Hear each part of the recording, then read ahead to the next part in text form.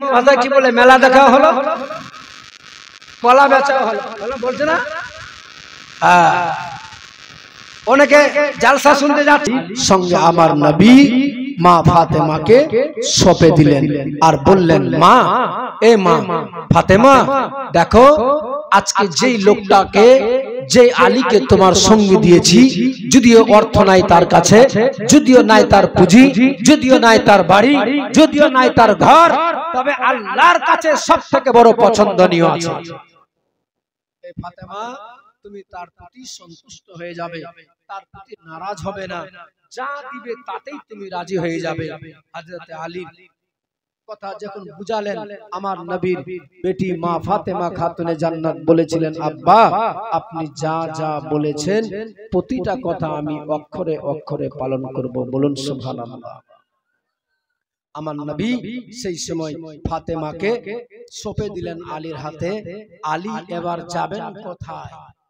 বাড়ি নাই, ঘর নাই, কিন্তু মদিনার সাহাবীরা এমন ছিলেন, বলেছিলেন, আলী তুমি চিন্তিত হয়ো না, এই যে আমার ঘর আছে, একটা ঘর একটা বাড়ি তোমাকে আমি দিয়ে দিলাম। হযরত আলীকে একটা বাড়ি দিয়ে দিলেন।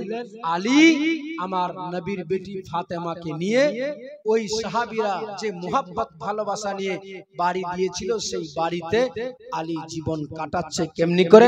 দরুদ শরীফ পড়েন, দুটো ছন্দ বলবো। আল্লাহুম্মা সাল্লি আলা সাইয়্যিদিনা মাওলানা মুহাম্মদ ওয়ালা আলে সাইয়্যিদিনা মাওলানা মুহাম্মদ। আল্লাহুম্মা সাল্লি আলা সাইয়্যিদিনা মাওলানা মুহাম্মদ ওয়ালা আলে সাইয়্যিদিনা। নবী ছাড়া জান্নাত পাবে না, প্রিয় নবীকে ভুলে যেও না। সুবহানাল্লাহ, একটু জোরে বলতে হবে। নবী ছাড়া জান্নাত পাবে না, প্রিয় নবীকে ভুলে যেও না। নবী ছাড়া জান্নাত পাবে না, প্রিয় নবীকে ভুলে যেও না। আল্লাহ তাআলা বলেন কোরআনে,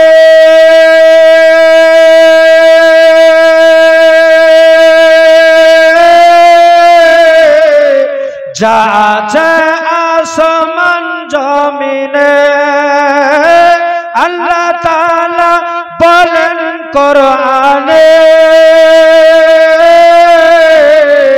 যা আছে আসমান জমিনে, সবই যে তোমার, সবই যে তোমার অধীনে, প্রিয় নবীকে ভুলে যেও না।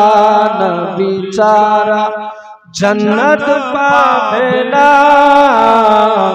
প্রিয় নবীকে ভুলে যেও না। নবী ছাড়া জান্নাত পাবে না, প্রিয় নবীকে ভুলে যেও না। একবার বলুন ইয়া রাসূলুল্লাহ। নবীজি ছিলেন মায়ের গর্ভে,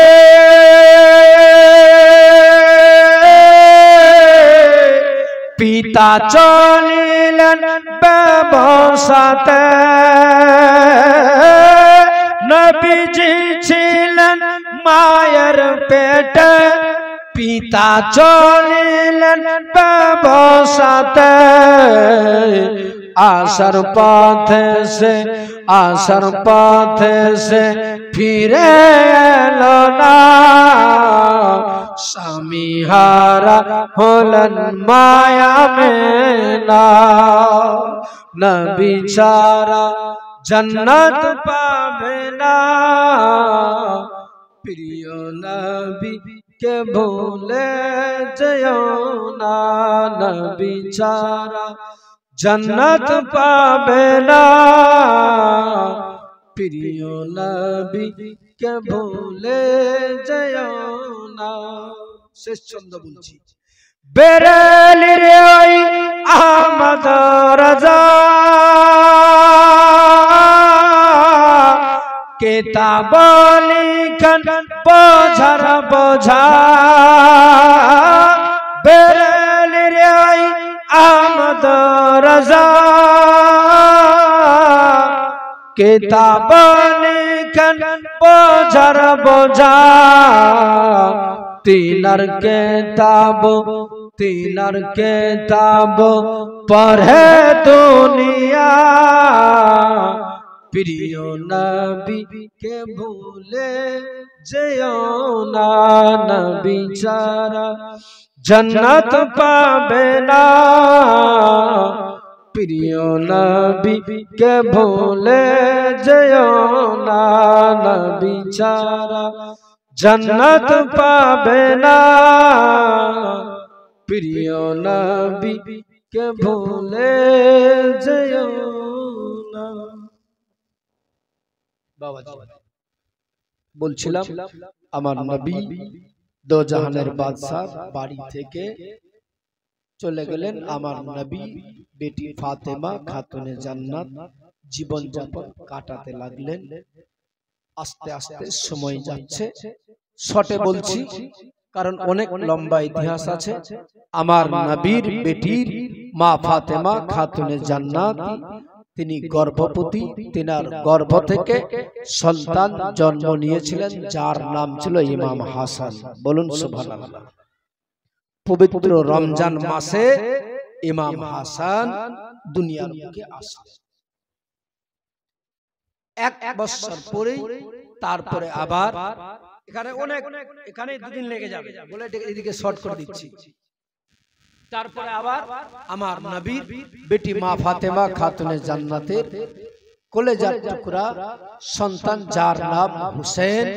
এই হাসান আর হুসেন নামটা পৃথিবীতে ইমাম হাসান ও হুসেন যখন হয়েছিল তার আগে কারো নাম ছিল না। জোরে বলেন না, কারো ইমাম হাসান ও হুসেন নাম ছিল না।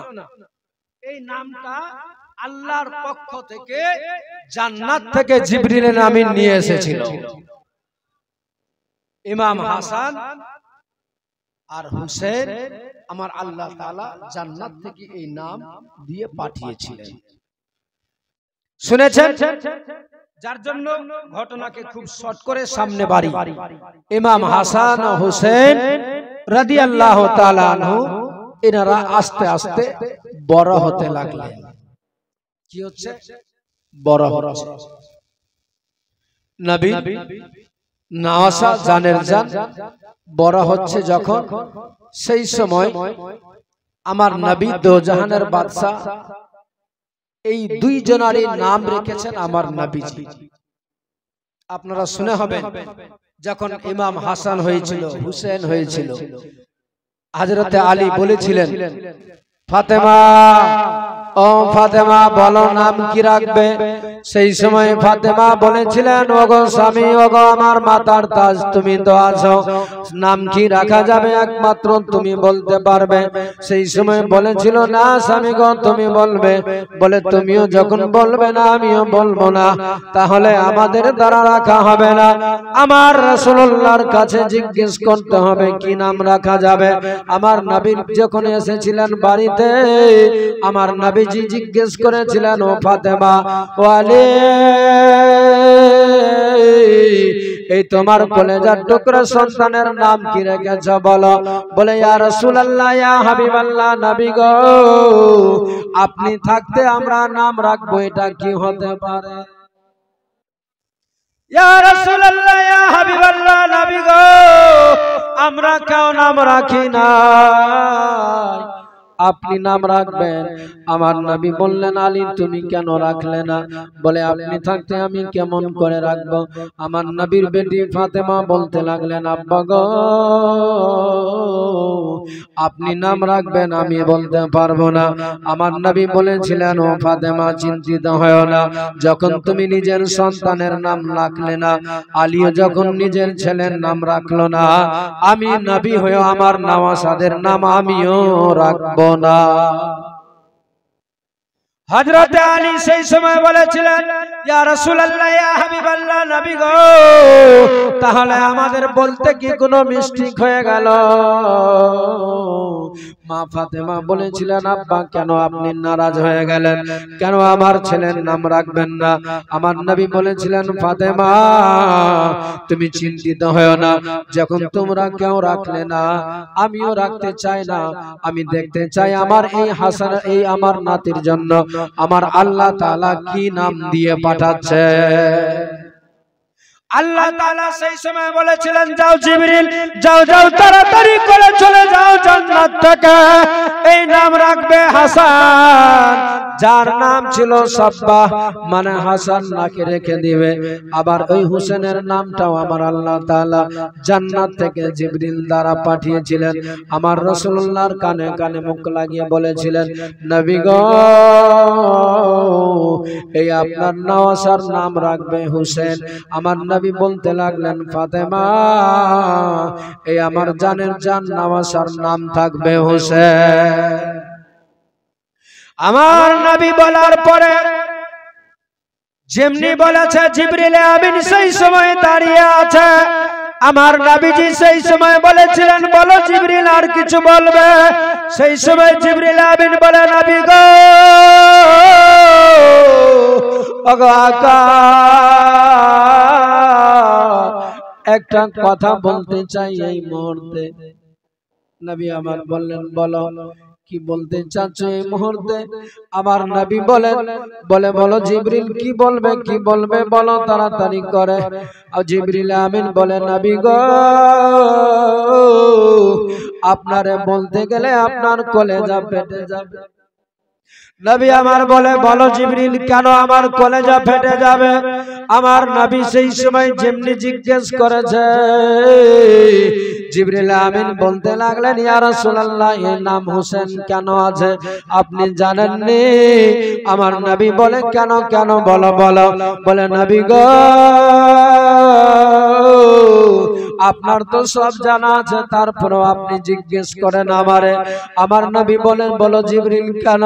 বলে, ইয়া রাসূলুল্লাহ, এই আপনার নাতি আজকে যারে আপনি কোলে নিয়েছেন, আজকে বুকের মধ্যে জড়িয়ে নিয়েছেন, যার নামটা আমার আল্লাহ তাআলা জান্নাত থেকে হোসেন পাঠিয়েছে, এই কলেজার টুকরা সন্তান কারবালার ময়দানে আপনার কিছু দুষ্ট উম্মতি হবে, যে ইসলামের খাতিরে আপনি এত কিছু কষ্ট করবেন, সেই ইসলামকে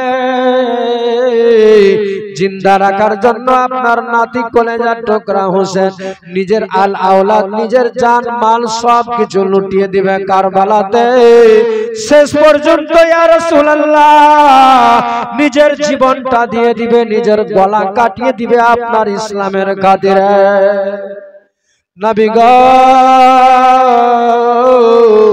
রক্তে রক্তাক্ত হয়ে যাবে, লালে লাল হয়ে যাবে, যার জন্য আজকে আবার আল্লাহ তাআলা তার নামটা হোসেন রেখে দিয়েছে।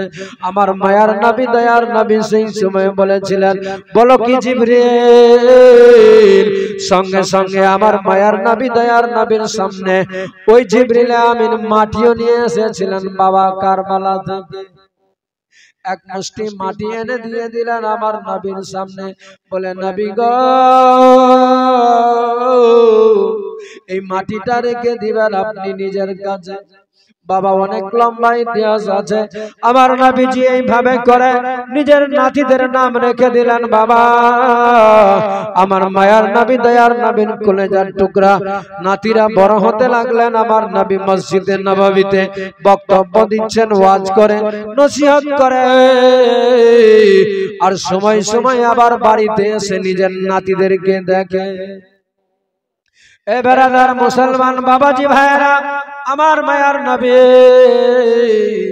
দয়ার নবীর নাতি নওয়াসা কলেজার টুকরা ইমাম হাসান হোসেন যখন তাদের বয়স 6 বছর হয়ে গেল, একজনের 7 বছর, 6-7 বয়স যখন হয়ে গেল, তখন তারা দুই ভাই মিলে একদিন বসে গিয়েছে লেখা লিখতে। আরবি লেখা লিখতে লেগেছে। হঠাৎ করে দুই ভাই মিলে লেখার পরে মা ফাতেমার কাছে গিয়ে বলতে লাগলেন, মা গো, একটা কথা বলেন তো মা, আজকের দিনে এই আমরা দুই ভাই লিখেছি, কার লেখা বেশি ভালো? এ মা বলো তো, কার লেখা বেশি ভালো? হযরতে ফাতেমা সেই সময় ভাবে, আল্লাহ, ওগো আল্লাহ, ওগো মওলা, এখন আমার বড় ছেলের কথা যদি বলে দিই হাসানের লেখা বেশি ভালো, তাহলে আমার হোসেন কষ্ট পেয়ে যাবে। আর যদি বলি হোসেন রে তোমার লেখা বেশি ভালো আছে, তাহলে আমার হাসান কষ্ট পেয়ে যাবে। সেই সময় বড় ভাবনা চিন্তা নিয়ে বলে, বেটা,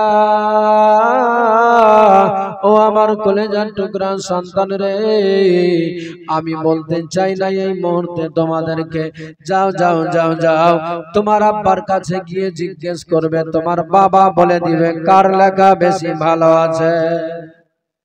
দুই ভাই মিলে খাতা নিয়ে ছিল, হাতে নিয়ে চলে যাচ্ছে আব্বার কাছে। ওগো আব্বা, ওগো বাবা, একটা কথা বলতে চাই আপনার কাছে।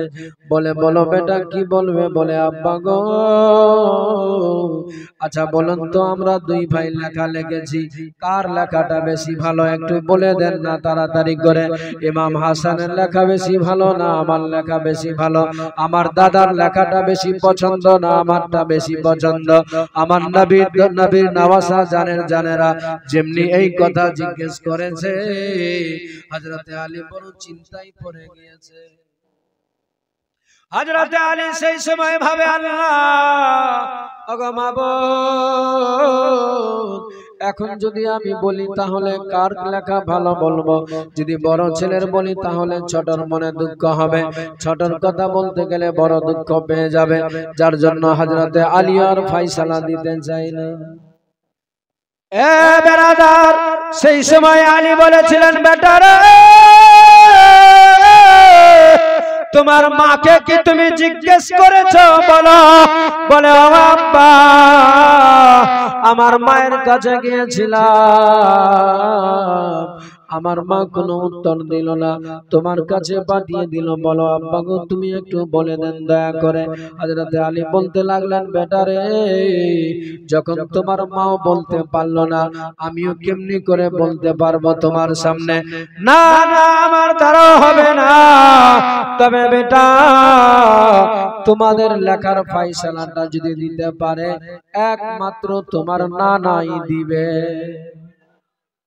এ বেরাদার মুসলমান বাবারা, ও আমার মায়েরা, শুনে যান মন দিয়ে। রাত্রি বেলা আমার মায়ার নবী দয়ার নবীর নাতিরা, কলেজার টুকরা সন্তানেরা হাতের মধ্যে সিলট খাতা নিয়ে নিল।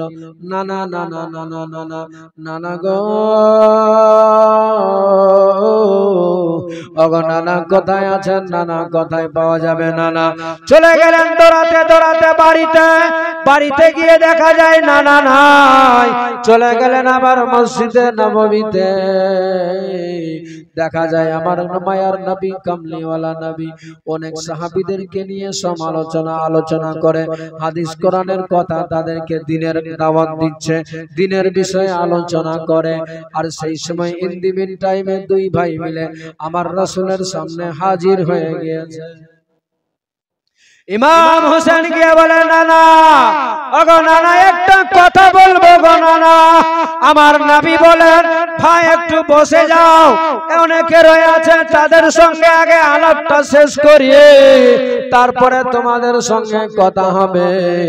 আমার হোসেন আকা সেই সময় বলেছিলেন না না না না, হবে না, ও না না, তা শোনা যাবে না, আগে আমার কথা শুনতে হবে আপনাকে, তারপরে আপনি কথা বলবেন কাউকে।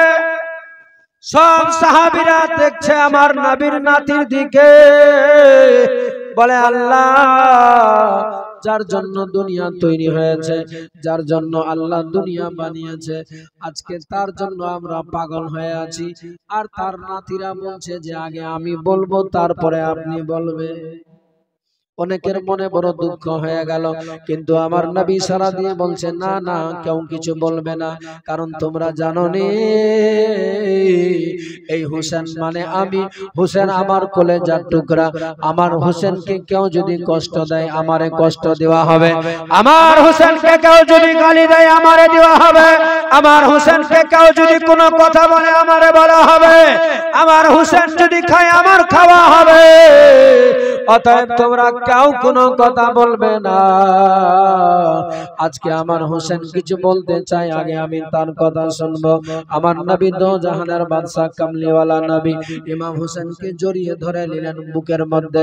ইমাম হাসান দুই ভাইকে নিয়ে নিলেন নিজের দুই বাজুতে, আর বলতে লাগলেন নানু ভাই, বলো বলো ভাই কি বলতে চাও তোমরা এই মুহূর্তে। বলে না না, একটা কথা বলতে এসেছি নানা গো, একটু বলে দেন না তাড়াতাড়ি করে। আমার নবী বলতে লাগলেন বলো ভাই কি জন্য কি বলতে এসেছো।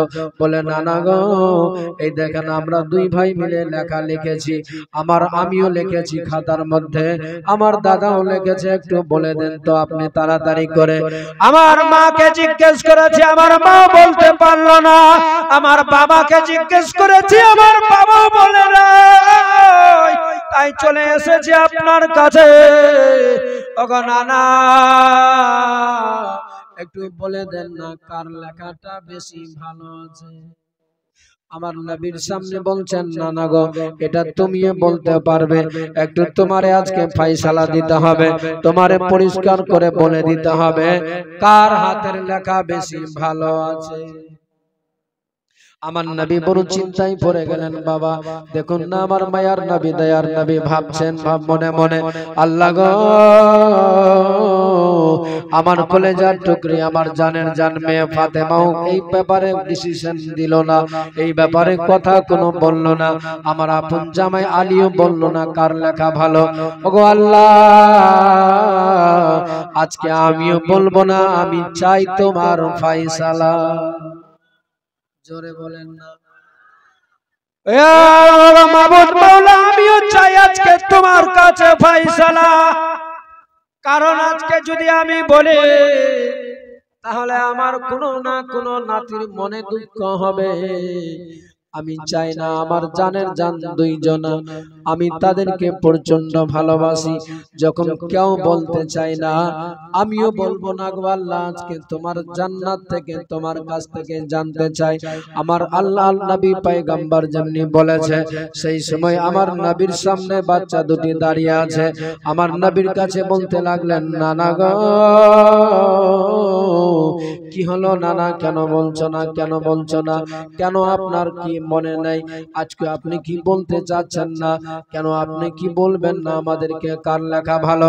আমার নবী দো জাহানের বাদশা দুইজনের মাথায় হাত রেখে বলে নানু ভাই, ও নানু ভাই, চিন্তিত হয় না, দেখো না আমিও বলবো না আজকে, কারণ তোমার মাও যখন বললো না, তোমার বাবাও বললো না, আমিও বলতে চাই না। দেখো তোমাদের জন্য আমার আল্লাহ তাআলা বলে পাঠাবে কার লেখা ভালো। কেমনি করে পাঠাবে? আল্লাহ তাআলা সেই সময় জিবরিল আমিনকে পাঠিয়ে দিয়েছে, বলে যাও জিবরিল তাড়াতাড়ি করে জান্নাতে, জান্নাত থেকে একটা আপেল নিবে, একটা সেব নিয়ে নিবে, আর জান্নাত থেকে আপেলটাকে নিয়ে যাবে, নিয়ে গিয়ে পৌঁছাবে নবীর দরবারে। আপেলটা নিয়ে চলে আসলেন বাবা আমার নবী রাসূলুল্লাহর দরবারে। আমার মায়ার নবী দয়ার নবীর কাছে যেমনি এসেছে, আমার মায়ার নবী বলতে লাগলেন, বলো জিবরিল কি বলবে? ইয়া রাসূলুল্লাহ, ইয়া হাবিবাল্লাহ, আপনার নাতিদের ফয়সালা নিয়ে এসেছি আমি এই মুহূর্তে খোদার পক্ষ থেকে। আমার নবী বলে, বলো জিবরিল কেমনি ভাবে? আমার নবীর সামনে বলতে লাগলেন, নবী তো আমার সব জানে, কিন্তু তারপরও বুঝাচ্ছেন পৃথিবীর মানুষকে। আমার নবীকে বলছেন, ইয়া রাসূলুল্লাহ, আপনার নাতিদেরকে দুইটা সিলট, দুইটা তক্তাকে দুই জায়গায় রাখতে বলেন, আর উপরে চাকুর মধ্যে আল্লাহর হুকুমে ওই আপেলটাকে কেটে দেওয়া হবে। দুইজনের ঘর দুইজনের মধ্যে ভাগ করে দেওয়া হবে। দেখবেন আমার আল্লাহ তাআলা কেমনি ভাবে পছন্দ করছেন আপনার নাতিদেরকে। আমার নবী দো জাহানের বাদশা বললেন, ও আমার নওয়াসারা, ও আমার জানে জান কলেজার টুকরা সন্তানেরা, দেখো তোমাদের জন্য আমার আল্লাহ তাআলা ফয়সালা পাঠাচ্ছে কেমনি ভাবে। সেই সময় বলেছিলেন, বলে নানা গো, কেমনি করে ফয়সালা হবে? আমরা তো কিছুই বুঝে উঠতে পারি না গো নানা, কেমনি করে হবে একটু দয়া করে বলুন না। আমার নবী দো জাহানের বাদশা বলেছিলেন, অপেক্ষা করো, দেখতে পাবে এক্ষুনি। বলে নানা, কই কি দেখতে পাবো কেমনি ভাবে? বলে দুইজনা মিলে রেখে দাও সিলট খানাকে, দুই দিকে তক্তা রেখে দাও। যেমনি রেখেছে খোদার হুকুমে ওই আপেলটা কেটে দুইজনার তক্তার মধ্যে দুইজনার সিলটে পড়ে গেল। আমার নবী বলেছিলেন, ও নানু ভাই, দেখো দেখো, এই আপেলটা কাটা হয়েছে, যাদের যেই আপেলের মধ্যে যার দিকে যেটা দুই বেশি ফল হবে তার লেখা বেশি ভালো হবে। আমার আল্লাহ তাআলা আমার নবীকে দিয়ে বুঝাচ্ছেন পৃথিবীর মানুষকে। নবীর নওয়াসারা ভেবেছিলেন হয়তো আমার লেখাটা বেশি ভালো হবে। বেরাদার, জিবরিল আমিন যেমনি আপেলটাকে কেটেছে, একটা দানা ইমাম হাসানের যে ফালিটা একদিকে পড়বে, দুইটা ফালিতে দুইটা দানা থেকে গেল। আমার নবী যেমনি তুলেছে, যেমনি তুলে দেখছে, দেখা যায় একটা ফালিতে একটা করে দানা আছে। আমার নবী বললেন, হাসান, ও হোসেন ভাই রে, তোমারও লেখা ভালো আর এই হোসেনেরও লেখা ভালো। এটা আমার আল্লাহ তাআলা জান্নাত থেকে ফয়সালা করে দিয়ে পাঠিয়ে দিল। ভাই, দুঃখ করার কিছু নাই, তোমারও লেখা অতিরিক্ত ভালো, আর ভাই হোসেন তোমার লেখা খুবই ভালো। কারণ এই দেখো, একটা আপেল দুইটা ফালি হয়েছে, দুইটা ফালির মধ্যে দুইটাতেই একটা করে দানা রয়েছে। অতএব তোমারও বেশি ভালো না, আর এনারও বেশি ভালো না, এনারও খারাপ না, এনারও খারাপ না, তোমাদের দুইজনেরই লেখা একেবারে ভালো, আমার আল্লাহর কাছে খুব পছন্দ হয়ে গিয়েছে। নানু ভাই, তোমরা চিন্তিত হয় না, বলুন সুবহানাল্লাহ। ইমাম হোসেন বলছে, ঠিকই তো আছে, কিন্তু এটা কোনো ফয়সালা। চাচ্ছিলাম যে লেখাটা কার বেশি ভালো, এটা একটু দেখতে গেলে বেশি ভালো হতো, কিন্তু আমার আল্লাহ তো ফয়সালা করে দিয়েছে। আল্লাহর কাছে দুইজনই বেশি পছন্দ, যার জন্য দুইজনাকে বরাবর করে পাঠিয়ে দিল। হোসেন, ইমাম হোসেন রাদিয়াল্লাহু তাআলা আনহু দুই ভাই মিলে বাড়ি চলে আসে। বাড়িতে এসে সময় কাটছে, আস্তে আস্তে বড় হচ্ছেন। একদিন বড় অসুবিধায়, বড় কষ্টের মধ্যে আছে। আমার নবী দো জাহানের বাদশা মসজিদে নববীতে সাহাবীদেরকে ওয়াজ দিচ্ছে, বক্তব্য দেয়, সবকিছু বলে। ইমাম হোসেন রাদিয়াল্লাহু তাআলা আনহু হঠাৎ করে বলছেন, মা, ও মা, আমার নানু কি আসবে না? দিন কেটে গেল, রাত চলে গিয়েছে। তারপরে দিন সকাল বেলায় বলছেন, মা, আমার নানুকে কি দেখতে পাবো না? বলে, বাবা দেখো, তোমার নানু হয়তো কাজে ব্যস্ত আছে, দিনের দাওয়াত দিচ্ছে, অতএব এখন তুমি যেও না, কাল পরে যাবে কিংবা তোমার নানু চলে আসবে, কিন্তু সে মানতে রাজি নয়। ছোট্ট না, বড় আদরের, বেরিয়ে গেল। দৌড়াতে দৌড়াতে বাড়ি থেকে বলছে, নানু, নানু গো, ওগো নানা বাড়িতে আছো?